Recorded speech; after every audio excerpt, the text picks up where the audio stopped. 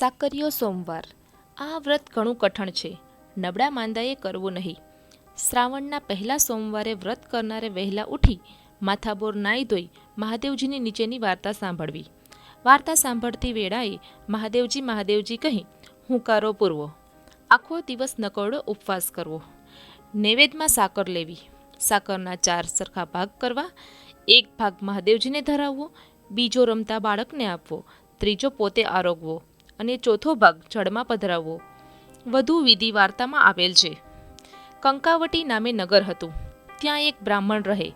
બ્રાહ્મણને આખા શરીરે કોઢ નીકળેલા, એટલે એને કોઈ કન્યા દે નહીં. કોઢ મટાડવા બ્રાહ્મણે ઘણા ઉપાયો કર્યા, પણ દરેક ઉપાય ફોગટ ગયા. છેવટે એણે 16 સોમવારનું વ્રત આદર્યું. વ્રત પૂરું થતાં જ મહાદેવજીની કૃપા થઈ અને કોઢ મટી ગયા. કંચનવર્ણી કાયા થઈ.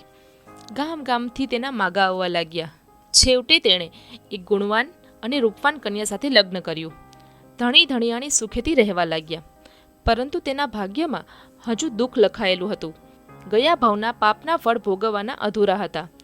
ચોમાસાના દાહડા હતા. મધરાતે ગાજવીજથી આકાશ ખળભળી ઉઠ્યું. જોતજોતામાં મુશળધાર વરસાદ તૂટી પડ્યો. અચાનક કડાક કરતી બ્રાહ્મણની ઘરની ભીત ફાટી. બ્રાહ્મણ અને બ્રાહ્મણી જીવ લઈને ઘરની બહાર નીકળી ગયા. ઘડીક વારમાં આખું ઘર ઢગલો થઈ પડ્યું. અઠવાડિયું થયું પણ વરસાદ બંધ રહે નહીં.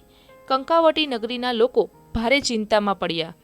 ઘણા ઘર પડી ગયા. ખેતીવાડી તણાઈ ગઈ. લોકોમાં ત્રાસ થઈ ગયો. થોડા દિવસ પછી બ્રાહ્મણે પોતાના ઘરને ઠેકાણે ઝૂંપડું બાંધ્યું. પણ હવે ખાવું શું? ગામના લોકો નિરાધાર દશામાં આવી પડ્યા હતા. સૌને પોતપોતાની પડી હતી. ત્યાં બ્રાહ્મણને કોણ ટેકો આપે?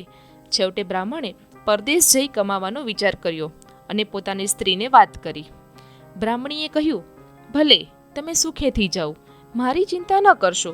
હું ગમે તે રીતે પરિશ્રમ કરી ને મારું જીવન ચલાવીશ. બ્રાહ્મણ ત્યાંથી ચાલી નીકળ્યો. ઘણો ફર્યો પણ ક્યાંય ઠેકાણું પડ્યું નહીં. આમ ઘણા દિવસો વીતી ગયા. છેવટે ફરતો તે એક ઋષિના આશ્રમે આવી પહોંચ્યો. આશ્રમની ભૂમિ ઘણી રળિયામણી હતી. અહીં આંબા, આસોપાલવ અને લીમડાના ઘણા વૃક્ષો હતા. આશ્રમના ઉપવનમાં દાડમ, નારંગી, સીતાફળ સાથે જાતના ફળ ફૂલો પણ હતા. આમ અહીંનું વાતાવરણ ઘણું જ મનોહર હતું. વળી પાસે જ નદીનું સ્વચ્છ પાણી વહેતું હતું. રખડી રજડીને કંટાળેલા બ્રાહ્મણને અહીં થોડાક દિવસ રહેવાની ઈચ્છા થઈ. બ્રાહ્મણ આશ્રમમાં ગયો અને ઋષિને પ્રણામ કરીને બેઠો. બ્રાહ્મણની વાત સાંભળી ઋષિને બહુ દુઃખ થયું. તેને બ્રાહ્મણને રહેવાની સુખેથી હા પાડી. થોડા દિવસ પછી બ્રાહ્મણે આગળ જવાનો વિચાર કર્યો. તે ઋષિ પાસે ગયો અને જવાની આજ્ઞા માંગી. ઋષિએ કહ્યું, ભાઈ, તારું દુઃખ હું શી રીતે ભાંગું?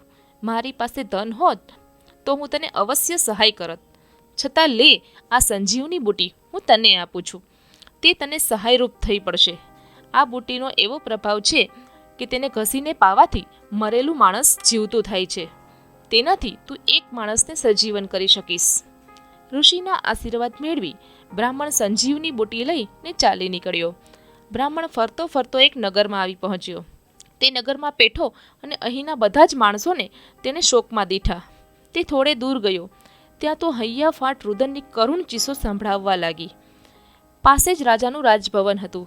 રાજાનો કુંવર મરી ગયો હતો. તેથી આખું રાજકુટુંબ હૈયા ફાટ રુદન કરતું હતું. બ્રાહ્મણને ઝટ પોતાની સંજીવની બુટી સાંભળી આવી.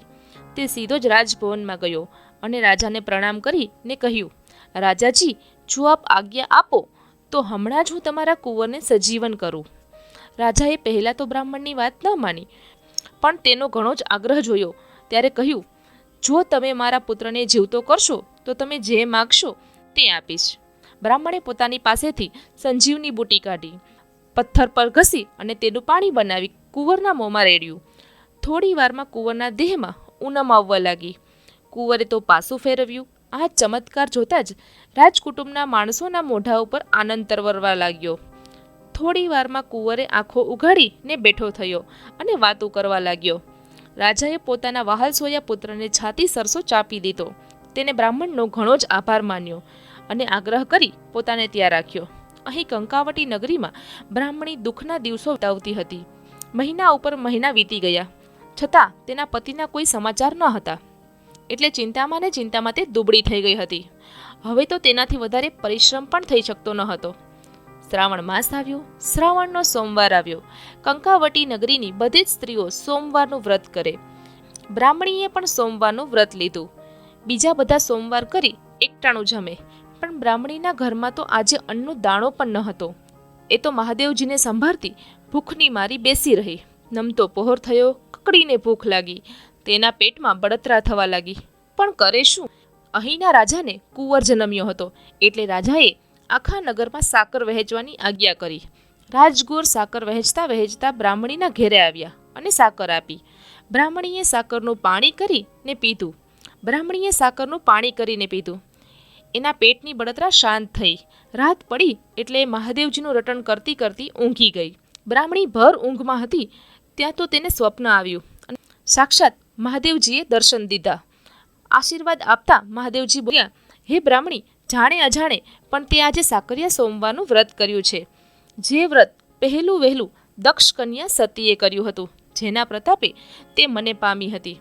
ભગવાન, એ વ્રત વિધિ સહિત સી રીતે થાય? બ્રાહ્મણીએ હાથ જોડીને પૂછ્યું.